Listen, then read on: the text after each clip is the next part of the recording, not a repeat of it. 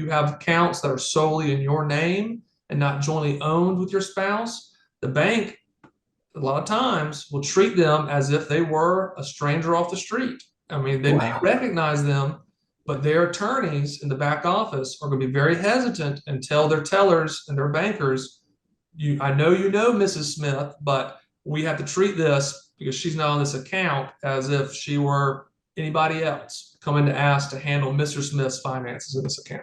So you need legal documentation saying that if something happens to you, you do indeed want this individual or these individuals to be able to take charge and take ownership of these items for your benefit. Now, we're not talking about them owning the accounts if you're incapacitated. We're talking about managing those accounts, having check writing authority, making sure bills are paid, Hmm. responding to tax returns, IRS notices, collecting Social Security, making sure your required minimum distributions are withdrawn from your IRA accounts. All Yes. these things are very important to have a power of attorney to do because a lot of institutions and their legal team will put a stop to you having access if they don't have the correct documentation.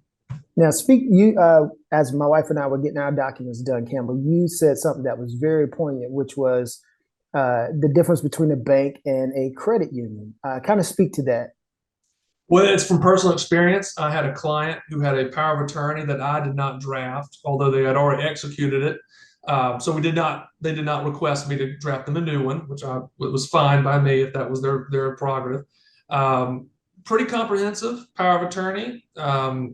But however, when the wife was going to use it because her husband became incapacitated, they had a significant and large account at a credit union in the state of South Carolina.